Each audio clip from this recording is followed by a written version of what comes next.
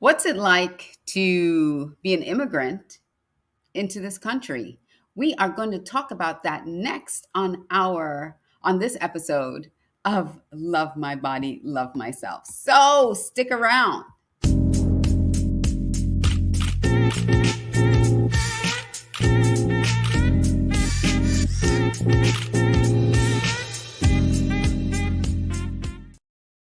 Hello, hello, everyone, and welcome to this episode of Love My Body, Love Myself. I'm your host, Alicia Couri, and don't you just love when technology glitches? I hit live and then it started glitching on me and it says, "You're not live," but then I saw that I was live. So, anyway, I am so glad that you're here. Thank you for joining us today on this episode. And we're going to talk. I have a guest who's an immigrant. I'm an immigrant. And we're going to talk a little bit about, coming to this country, what it was like, and how sometimes, not sure if it's the truth, if this is what happened to our guest, but for me, sometimes it was, how do I fit in? What do I do? How does, trying to navigate this new environment that we're in. And so I'll love to get her take on it. She is a beautiful Asian woman. Met her several years ago, not several years, last year. Met her last year at a pageant. So we'll touch on that a little bit.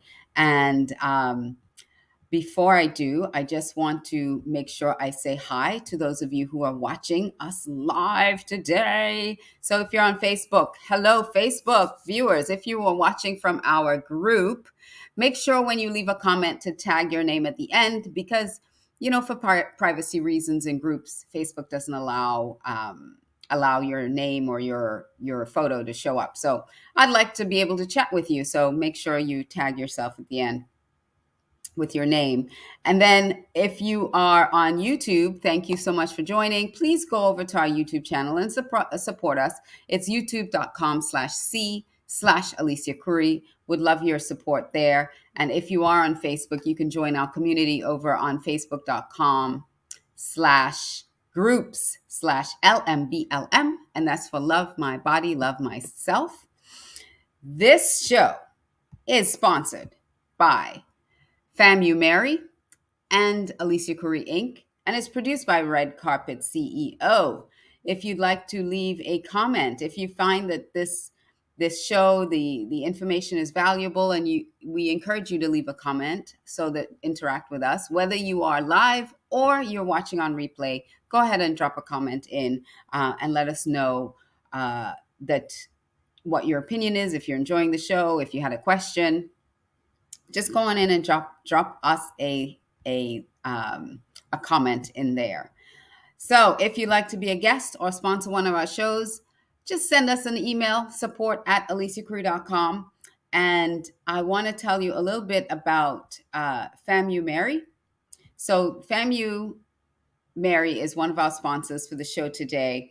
And they are really dedicated to educating you on the legal and lawful uses of medical marijuana. So go on over to mary.famu.edu for more, and we'll hear a little bit more later in the show.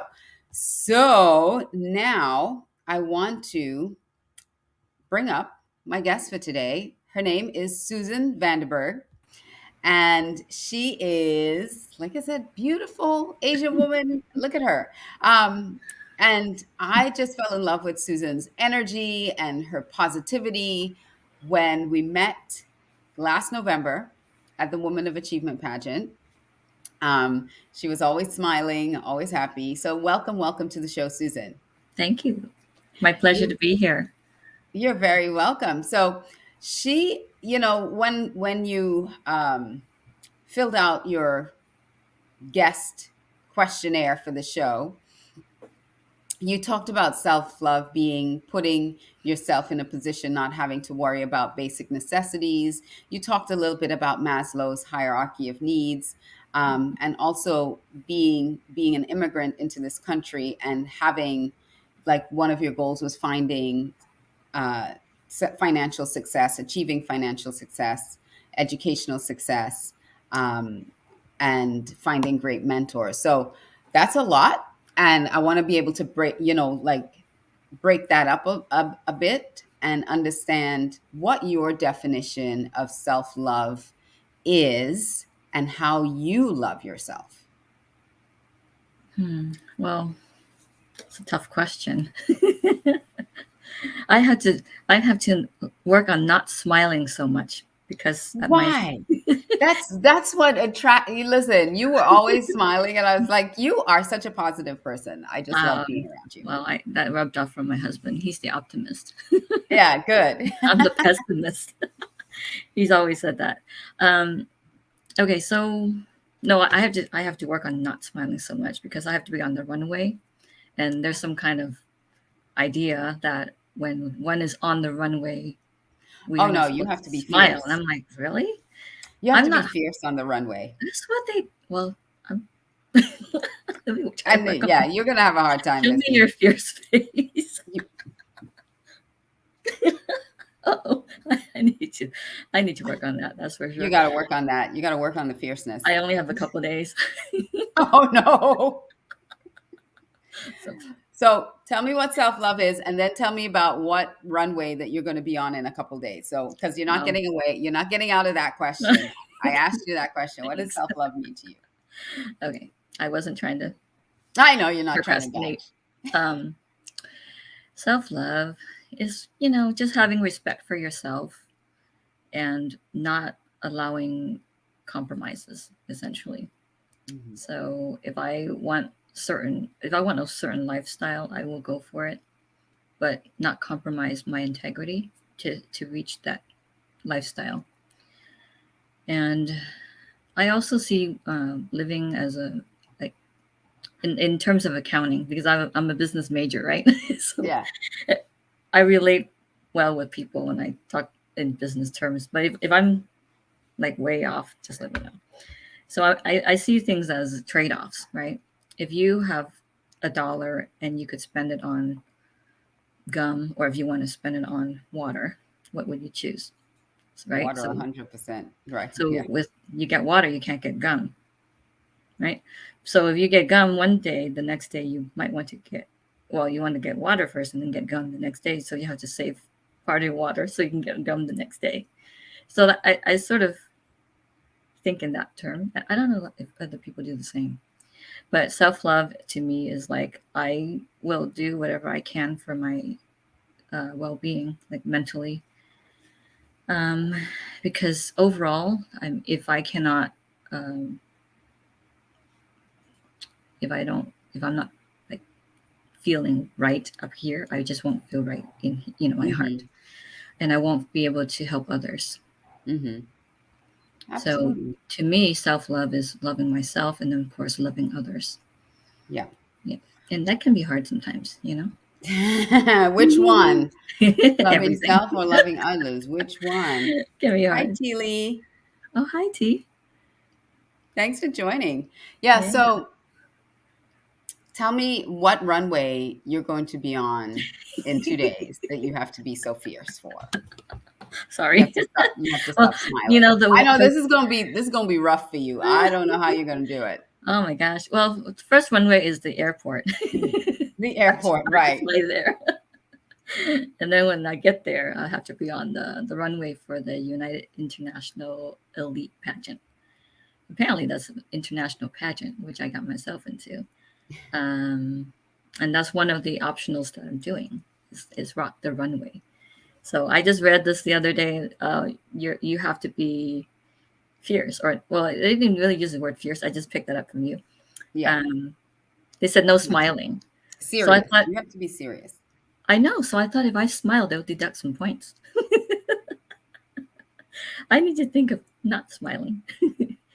You have to get in an altercation with somebody before you get on that runway It has to be a and really just bad altercation. you have to get in some kind of altercation. Listen, watch out because Susan's coming out for you.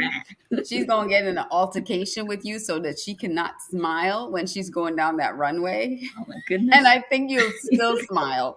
I think you'll still You know, smile. So Yeah, it's so hard, you know. And what I learned too is people say, oh, when you smile you look much prettier. When you smile you're so much better looking and more approachable, right? So then I'm thinking, okay, well, I guess that's true, you know, because I work with a lot of lawyers, and when they're smiling, it's like, oh, something good is happening. something good is And then happening. if they're not smiling, you better watch out and just stay away, right? So I picked up that from throughout the years working with attorneys. Same thing at court. When I go to court, you'll see a bunch of people are just so grumpy, and, Always, and they'll be always so looking, grumpy. they're looking I fun for your remember opponents. um, interviewing another pageant um, delegate, Hmm. and from Woman of Achievement, and she's modeling now too, and she's like, she was modeling on the runway in I think she went to London, Oh, and she was triggered by something, uh-huh. and it made her really upset, and so Oh, she walked the runway, you know, with that grumpy, angry look on her face, and she's like, that's what they wanted. And she said, if I didn't get upset and triggered, I never would have been able to do that. So mm-hmm. that's what I'm telling you, stub Yeah. your toe, lose your shoe, something has to happen. So any of you out there, if you're going to be in that pageant, do something to Susan, make her grumpy so she can not smile while Oh she's no. walking down that runway in the next I couple of days. I could fall flat on my face, still get up and like, And smile, I know. that's happened before. I don't wanna predict losing your luggage, because I would hate that to Oh happen. You no. need your I luggage. would hate that to happen, but Yeah, I'll be carrying my gowns with me. So there you go. So even if I lost anything, I'll be like, I can replace oh, it. You know? yeah. So, oh my god, I don't know how to help you, Susan. I don't know how to help you. I'm trying to get you right. So, let's shift gears a little bit, Mm-hmm. because, I wanna talk about, oh, T. Lisa, congratulations. Thank you, T. Thank you. I'll be seeing you in September. We're doing You'll a see her show. Yeah, we'll in be doing it. September. Hmm. Hey, I still have to get Miss T on the show too. Yeah. So let's dive into your being an immigrant. So where did you migrate from? From Vietnam. From At the end. Vietnam. Yep. At the end of the Vietnam War. Hmm. Long story, but my grandfather was extremely wealthy. Um, he had 8 kids, Mm. and each one of the kids had a servant. And I just so happened to be one of the grandkids, you know. So even though I was not a boy, he didn't like that, but he got over it. Mm. You know, I was still the firstborn, and they still treated. I mean, I was treated quite well, as far as I can remember. Um, and of course, the Asian culture is not really often like that towards Mhm. women or girls. But he was more. When I say he, I'm talking about my grandfather Your on my grandfather. father's Mhm. side. He seemed to have more knowledge and experience. You know, he didn't think like other men, but maybe a little bit, but not that much. Anyway, he provided for the family. So 8 kids, and their spouses and their children. And we all lived in the same house, which was bridged together with 2 houses bridged together. So it was a Mhm. huge house. And he owned property and businesses throughout China. So he would travel a lot. And my father was like sort of like him. He didn't really travel, but my grandfather knew 20 different dialects of the Asian language. Mm, And my wow. father, I think about 12. And I thought, wow, I'm going to be like that. I need to do something like that, you know, learn some languages. So towards the end of the war, everything was taken by the government. All the Mm. land, all the properties, businesses, everything was taken by the government. Wow. So on my mother's side, poor, working lower class. Well, I wouldn't say lower class, but just working class poor. Single mom, you know, taking care of her kids. And my mother was the oldest of the kids. So my grandmother actually earned enough gold to pay for us to escape. Us meaning me, Wow. my father, my two sisters, an uncle. And there was not enough gold for my grandmother. So Oh, she had to wow. stay behind. Yeah. And we escaped, meaning we didn't have permission to leave the country. Hmm. We all boarded a cruise ship like we were going somewhere fun. Oh, wow. And that cruise ship was overly stuffed. Okay. It was, yeah. So anyway, How old were you? I was about 3. Oh, wow. Hmm. Yep. So you don't have very many memories of this. I It's do like a actually. faded memory, or you still have a vivid memory of No, it? I still remember how, how life was in Vietnam. Hmm.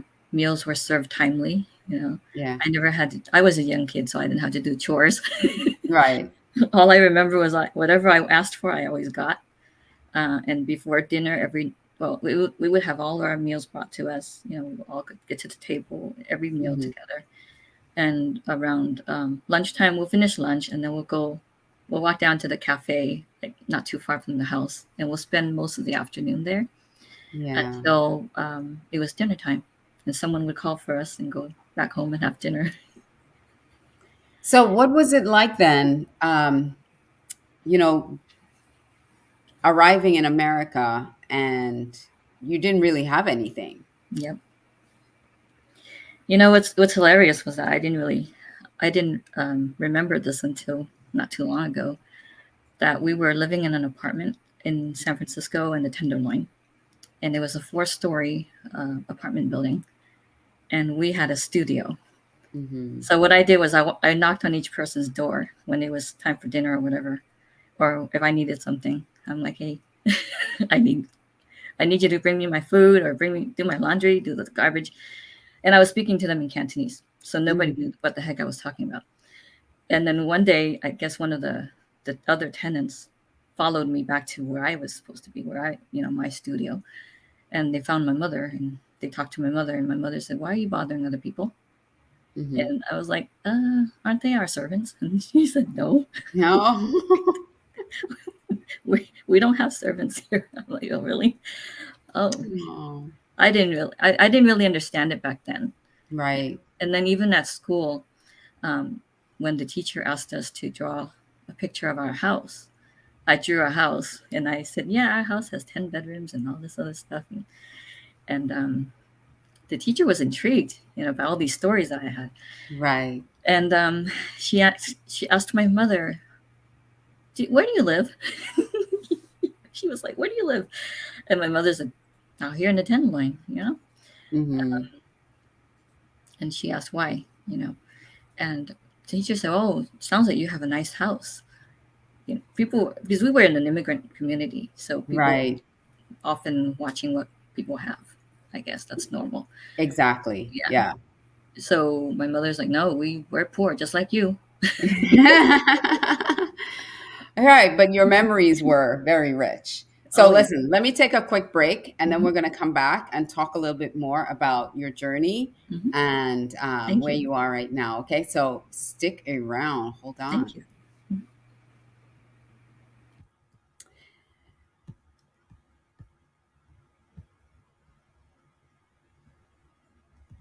Are you curious about marijuana? Florida A&M University established the Medical Marijuana Education and Research Initiative, also known as MARY, to educate the public about medical marijuana use as well as the detrimental health and social impacts of unlawful marijuana use on local communities. Empower yourself with knowledge. Find out more at mmeri.famu.edu. mmeri.famu.edu. MARY. Educate, learn, talk. The Love My Body, Love Myself show is sponsored by Alicia Couri Inc. and produced by Red Carpet CEO. Alicia Couri Inc. specializes in developing audaciously proactive leaders and teams using brain science and people data to get results. Visit our website, aliciacouri.com, for more information.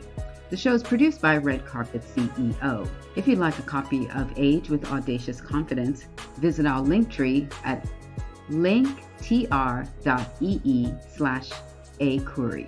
Let's get back to the show.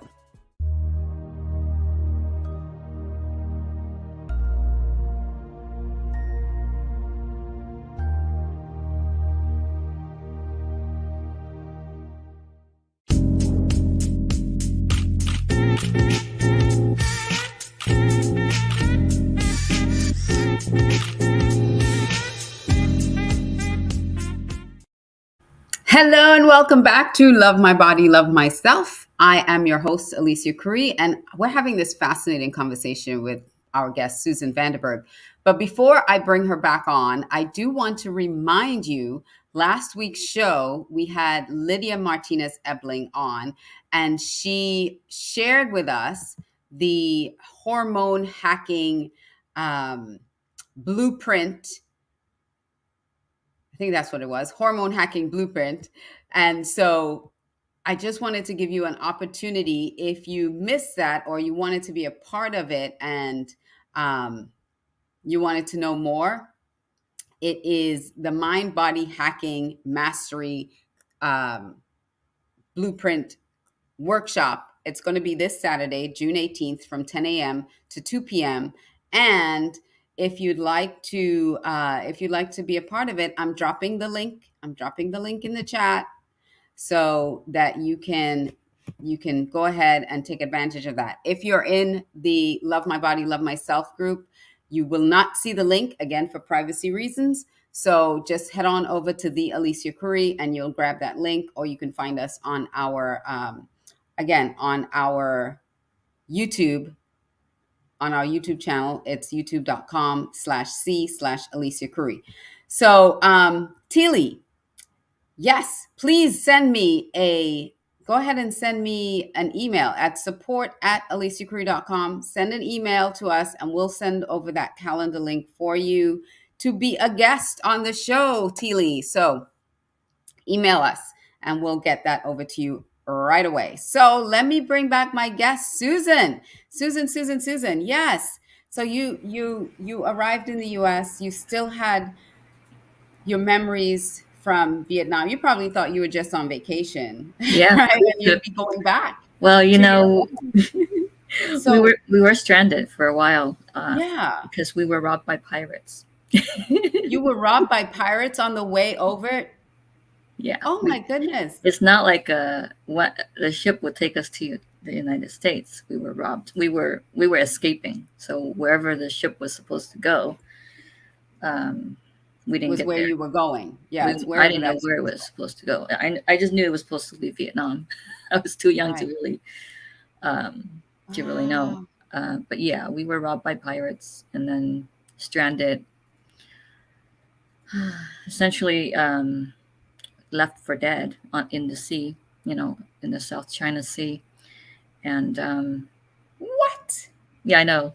I've been trying to write this in a book. It's just been so tough because I don't know. It's just hard to Yeah.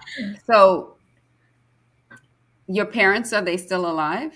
Oh, well, my mother passed away in 2018 from cancer. But my father's still around. He's in San Francisco.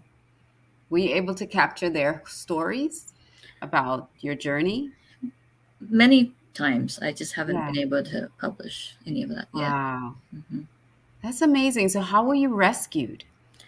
Well, there was a Singapore cruise liner that found us, meaning the entire ship with people. A ship of people, right. It was a whole ship of crowded people. Yeah. That was coming over, and that Singapore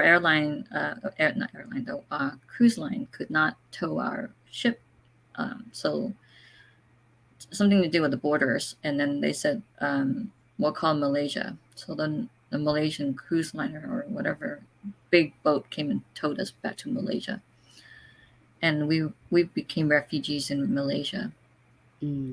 And my parents, my mother worked practically all her life until she died. But my father had no clue how to make money or even generate income. All he knew was tell people what to do. Being wealthy, because he didn't. That's all he was like the prince. He knew how to tell people what to do. That's all he could. And if it didn't go his way, he was not happy. So the cruise obviously didn't go his way. So he had to make do, because he had to make do with me, my two sisters, my mother, and my uncle. So we ended up naked on the beach. Essentially, we didn't have anything because the pirates took everything. But we ended up being refugees for 1 year in Malaysia because we were lucky. Otherwise, who knows how long it would have been, how long it would have taken us to get out of Mhm. Malaysia. We had a benefactor, and unknown to us at that time, who had Mhm. sponsored us, and we ended up coming to the United States. Out of all places, we went to Philadelphia. I Ah. know, right? We were there for 1 year and survived the winter. It's like the Pilgrims. They landed That's in what my Plymouth mother Rock. was It's like. like, what She's, is this? what is this place? Snow and ice, and I it was a know. pretty bad winter.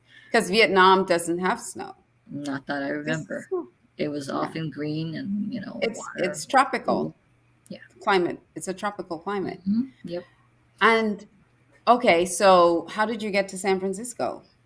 Well, from Philadelphia, my mother said, "Oh, she said, "Oh, I have an uncle in San Francisco." So they made connections, and we left Philadelphia after the winter, What year was that? 1983, I Oh think. wow. Yeah, Wow. 1983. Yeah, it feels like a really long time ago.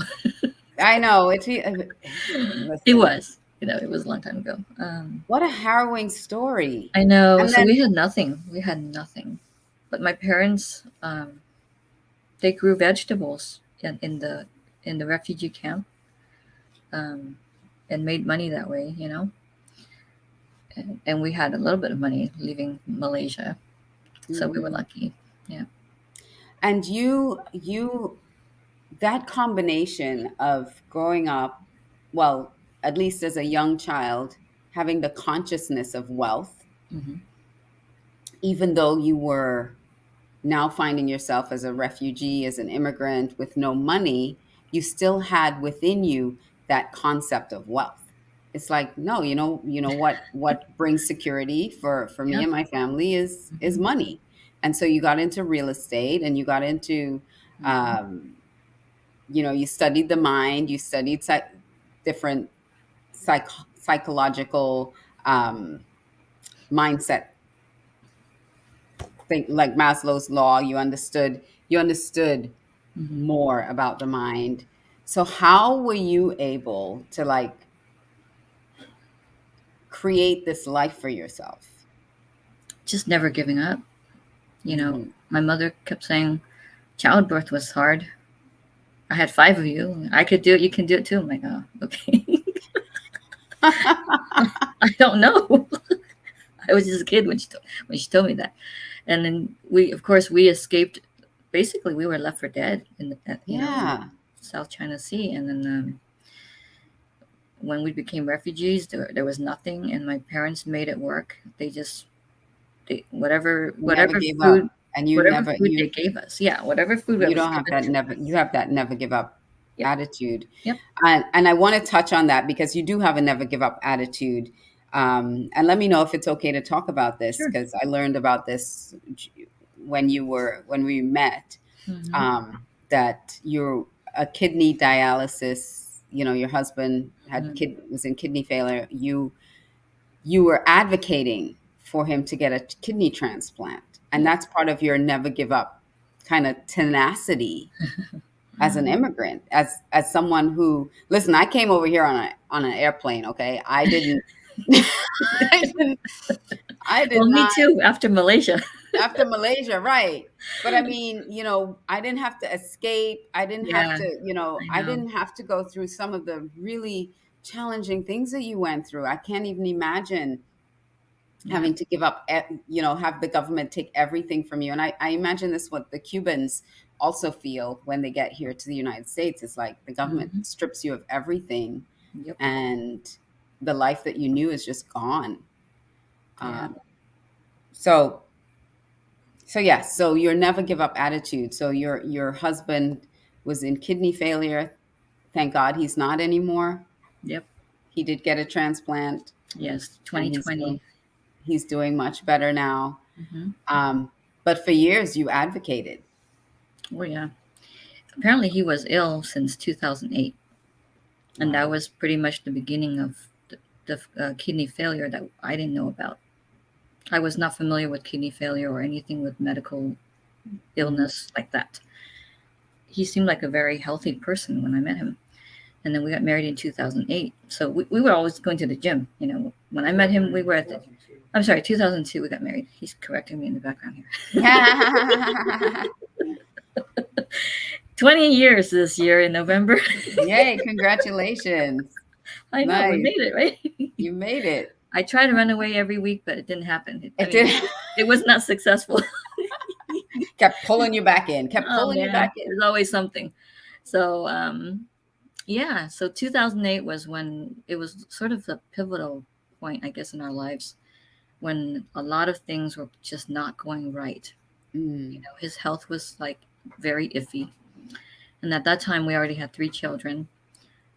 We were living in the Bay Area, and the weather was so inconsistent, where it was foggy one day, sunny the next, and then it would back again, and it might rain or it might drizzle. And then I thought, well, what is wrong with you? Why can't you be like well? Why can't you just be well? Like we were what's going on? I first met you. And he stopped going to the gym, and he just had no energy. And then all of a sudden, I had to call the ambulance one night, you know, after I came back home from like my full-time job, my secondary job, and then I was still working from home doing something else, you know. Because you're just a worker. I just work. I have no fun. Actually, well, the pageants are your fun. You're finding I do have a lot of fun. Pageantry now. I have a lot of fun when I work because everything I do is really because you enjoy what you do. Yeah, I do enjoy everything that I do. So he was that was the first call for the ambulance, and that really I thought was traumatic for the kids. But I didn't know back then that was kidney failure. And through the years, it just got worse. You know, more ambulance calls, and then all of a sudden, 2016 Father's Day weekend, we were in San Francisco celebrating with my family up there. And he had this really bad cough for 2 weeks before we visited. And I said to him, "Are you sure you're fine? Because if you're not, you better go to the doctor, right?" Well, he said, "Yeah, I'll be fine. It's just a cough. It'll go away, blah, blah, blah." Oh, okay, fine. But the cough got really bad. It got worse over the weekend. And then I found, because we were staying at my sister's house and she had tenants and kid, you know, other kids were our kids and her kid. So after we stayed there one night, she said, "Is he okay? Because he kept us up all night and the tenants are complaining and, you know, all this." I said, I think so. But if this is not getting better by tomorrow, I'm taking him to ER. So, of course, that night, it got really bad. I you know, at some point I thought, man, he's going to die. I was like, I'm just going to die. You know, it's not funny, but then, you know, I'm just thinking back, like, how stupid was I even because I had no clue. So then the next day I said, okay, that's it. 6:00 in the morning. I said, "That's it. I'm taking you to ER." So I woke him up and woke up my sister. Well, she was already awake, you know, because of all the coughing.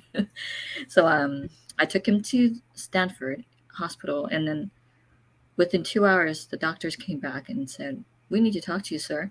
You know, did you know that you were end-stage renal failure?" And he said, "Wow. Well, it's happening for years." And I was like, "What are you talking about?" So anyway, long story short, the doctor said he needed a kidney transplant or go on dialysis right away. Wow. And he was also suffering from pneumonia. That's why the cough. That's why the cough, right? Staying around and getting worse. So, is that what they call walking pneumonia? That you have it and you just keep. Okay. I'm not a medical major. I have no idea. I can look it up later. But, you know, the thing is, Susan, the whole, you know, that you are such a resilient woman. So when I think about, and this show isn't necessarily about confidence, but when I think about confidence, resilience, tenacity, work ethic, you know, you check all those boxes. You're really remarkable. And like, that's what I told you when I met you, that you are a remarkable woman, and that I wanted you to come on the show. And you're like, why? What have I done? Because, you know, you're also very humble. You know, you don't blow yourself up. Well, my husband says otherwise. Oh, well, you know, from the outside looking in, maybe within your family, within I your have circle, no idea. but you're not, you don't. And I really appreciate you for that, for coming on and Thank you. sharing your story and your journey, because Yeah. um and the other thing that I also wanted to say from your story, as that 3-year-old, because a 3-year-old is a powerful little Mm. person, um, having that mindset that, knocking on everybody's door, you had courage. You've always had this courage inside of you to Hmm. just go out and be bold. I mean, you're the epitome of audacious confidence. Okay, To be cool. bold and go out and do anything, and that's still inside of you, just to step out Hmm. and do. I And I didn't love it. realize that. Yeah. Well, I think I was probably 6 by that time when we got to San Francisco, San and I didn't Francisco. speak English until 9. So Mm. I was talking to people in Cantonese, and they had no idea. I had no idea what you were saying. I just realized they didn't know what the heck I was saying. I But sounded crazy.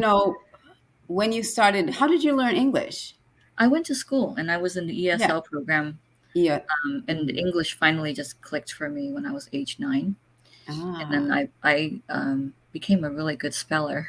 I was like top speller, straight A listen, student it speller. seems like anything that you put your mind to, you end up on top. So, I try. I yeah. didn't do very well. I wasn't sure about the pageants, because I didn't know I had that much confidence and that much guts to be out there to make a fool of myself. But apparently I do. You have confidence, you've got guts, girl. You're so gutsy, Oh and man. I love that you smile through it all. That even when you're unsure and you're not, yeah, when you're like, I don't know how this is gonna go. Nope. Because I when you were had doing no your idea. choreography, you were like, I don't know how this is gonna go. But you had the most radiant smile. A lot of times when people, and yes, there's sometimes people smile or laugh Mhm. nervously, or and that kind of stuff, but your smile and your radiance was like consistent, Uh, and you were having fun. And I remember saying, I would just look at you. I was behind the video camera, behind the Zoom thing. And I was looking at you and I'm like, you look like you're having fun. Even if you don't know what you're doing, nope. you're I was having messing up. fun. I was You were messing up. having so much fun. And it was contagious because I was Okay. having fun with you. Cool. you Thank know, you. I was having fun with you. So Thank you. I totally appreciated your energy. And I wish you nothing but more success in the pageant systems that you're going into, and find your fierceness, find your Mm. boldness, find your um, not smiley face. You're gonna have to practice that one. Um, I have to. I don't know. I get on my kids' nerves a lot. That's what they tell me. But who knows? think mad thoughts. That's all I can say. Think I angry can't. thoughts, mad thoughts, and After you'll. my husband got his kidney transplant, it really reminded me that there was good in the world, because I always wanted to give back in some way. And when we first came to the United States, we were actually benefiting from other people, Mhm. giving us their time, their resources, or whatever, to help us back on our feet. So from that point forward, I just felt like that's philanthropy, and I've always been that way, where I wanted to give back. So I think my angry years were when he was really like really ill, to the point where he almost died, Mm. 2019. And June 17, 2020 was when he got his transplant. So it's coming And up. It's this Friday. 2 days from now will be 2 years post-op. And it was from a lady we didn't even know in South Mhm. Carolina. Wow. And Yeah. I almost gave up, but I didn't. And it was just it's just because of the connections I was making, and Hmm. that just kept me going forward, just keep pushing me forward. So I love it. I love it. Well, thank you so much, yes, Susan. Our time is up, I know. and Thank I really you. appreciate you sharing your amazing story. It was Mhm. very fascinating, and I'm looking forward to the book. When you finally get around to writing it, let Yes. me know because I want to read it, of your journey from Vietnam finally getting to the United States. Yeah. So thank you, and good luck. Good luck this Thank you. weekend. Thank you. You're very welcome. Oh, sorry. Was there something else you were going to say? I was just saying, see you later. Okay. Well, that was an amazing story by Susan Vanderburgh, our guest today. And, I'm always fascinated by people's story. And this show, Love My Body, Love Myself, is a place where you can share your story, share how you got to where you are. And sometimes it's a journey of self-love and appreciation. And Susan's journey was coming to this country, and I loved it. I loved it. So just a couple quick notes before we close down the show tonight. Again, our sponsors today were FAMU Mary, Educate, Learn, Talk. And you can go to their website, mary.famu.edu, and you can use /talk/State of Cannabis in America for their weekly show and find out more about cannabis. And it was also sponsored by Alicia Couri Inc., and it's produced by Red Carpet CEO. So we have two other shows that are produced by Red Carpet CEO. One is on Fridays. It's called Small Business Saturday Shout Out. And if you have a small business, please check us out. We are typically on the first and third Saturdays at 6 p.m. Eastern once we have guests. You can join our group. Our Facebook group is facebook.com/groups/SBSSO as well. So you can join that group if you have a business, and you can promote your business in that group. So there are 3 ways that you can get a shout out. You can be a guest on the show. You can send a 30-second commercial, or you can leave a comment for us during the show and we'll shout you out. I also want to remind you about the Mind Body Hacking Mastery class this weekend. The link is in the chat. It is this June 18th from 10 a.m. Eastern Time to 2 p.m. Eastern Time. And we're going to talk all about hormones. So if you're over 40 and things are starting going wackadoodle, you want to check this out, because Lydia is going to go deep into your hormones and help you understand that and what's going on and what you can do so that you're not suffering through weight gain and the hot flashes and the night sweats and the fatigue and all the other things that come along with, perimenopause, menopause, all that wonderful stuff. So come check it out. And finally, on Monday nights, we have a show called Unleash Your Audacious Confidence, and that is on Win Win Women TV. So you can check us out Mondays at 5 p.m. Eastern Time on winwinwomen.tv. So that's it for me today. Connect with me on Instagram at the Alicia Couri or at Audacious Confidence. And you can also connect with me on Facebook on either of those platforms as well. I'd love to connect with you. And I'm also on LinkedIn and YouTube.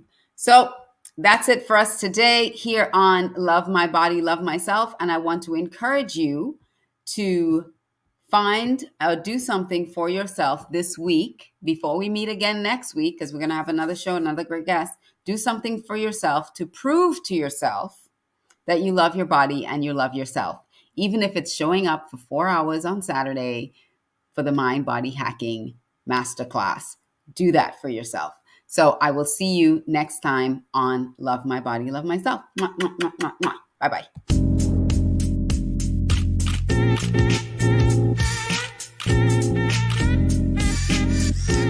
Bye-bye.